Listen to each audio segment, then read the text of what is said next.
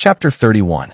Colonel Fitzwilliam's manners were very much admired at the parsonage, and the ladies all felt that he must add considerably to the pleasure of their engagements at Rosings.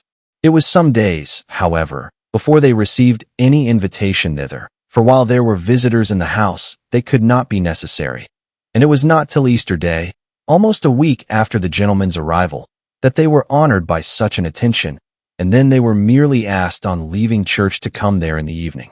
For the last week, they had seen very little of either Lady Catherine or her daughter. Colonel Fitzwilliam had called at the parsonage more than once during the time, but Mr. Darcy they had only seen at church. The invitation was accepted, of course, and at a proper hour they joined the party in Lady Catherine's drawing-room. Her ladyship received them civilly, but it was plain that their company was by no means so acceptable as when she could get nobody else, and she was, in fact, almost engrossed by her nephews, speaking to them, especially to Darcy, much more than to any other person in the room. "What is that you are saying, Fitzwilliam? What is it you are talking of? What are you telling Miss Bennet? Let me hear what it is."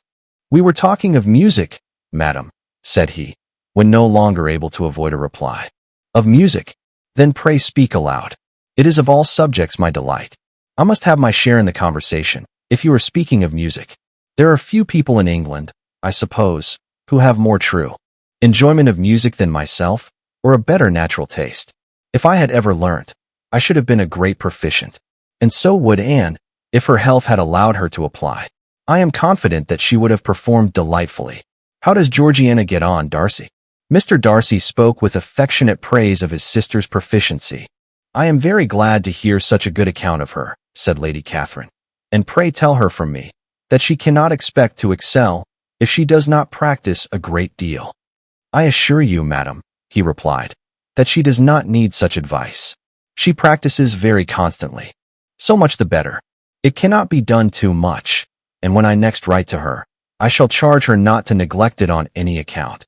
I often tell young ladies that no excellence in music is to be acquired without constant practice. I have told Miss Bennet several times that she will never play really well unless she practices more, and though Mrs. Collins has no instrument, she is very welcome, as I have often told her, to come to Rosings every day and play on the pianoforte in Mrs. Jenkinson's room. She would be in nobody's way, you know, in that part of the house." Mr. Darcy looked a little ashamed of his aunt's ill-breeding and made no answer. When coffee was over, Colonel Fitzwilliam reminded Elizabeth of having promised to play to him, and she sat down directly to the instrument. He drew a chair near her. Lady Catherine listened to half a song, and then talked, as before, to her other nephew, till the latter walked away from her, and moving with his usual deliberation towards the pianoforte, stationed himself so as to command a full view of the fair performer's countenance. Elizabeth saw what he was doing, and at the first convenient pause turned to him with an arch smile, and said, "You mean to frighten me, Mr. Darcy, by coming in all this state to hear me. But I will not be alarmed, though your sister does play so well.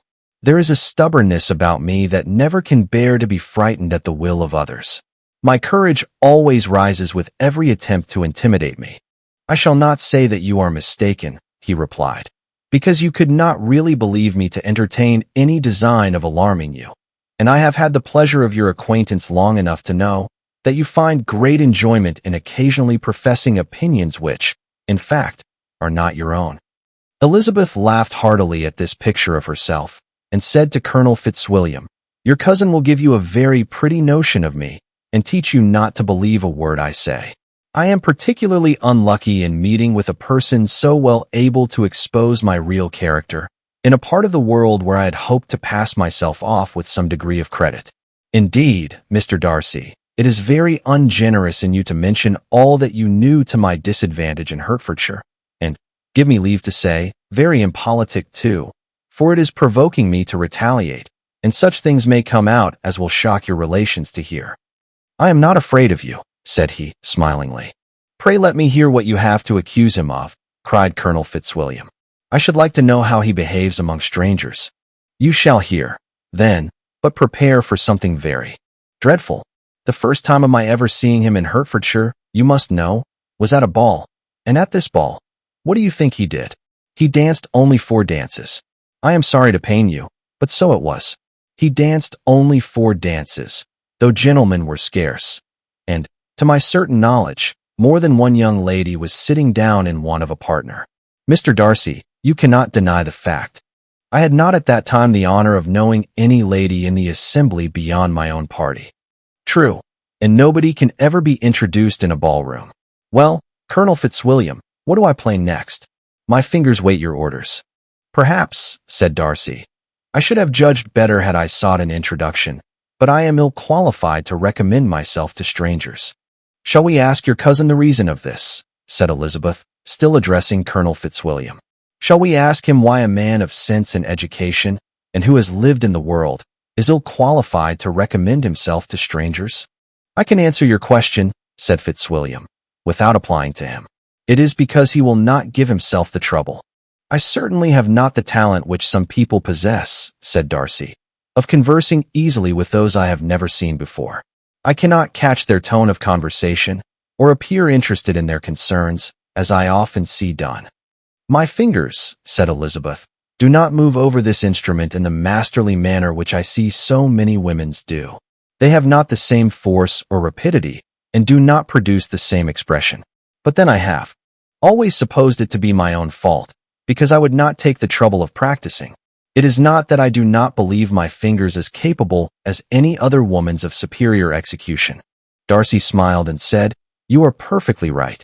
You have employed your time much better. No one admitted to the privilege of hearing you can think anything wanting. We neither of us perform to strangers. Here they were interrupted by Lady Catherine, who called out to know what they were talking of. Elizabeth immediately began playing again. Lady Catherine approached, and, after listening for a few minutes, said to Darcy, Miss Bennet would not play at all amiss if she practiced more, and could have the advantage of a London master. She has a very good notion of fingering, though her taste is not equal to Anne's, and would have been a delightful performer, had her health allowed her to learn.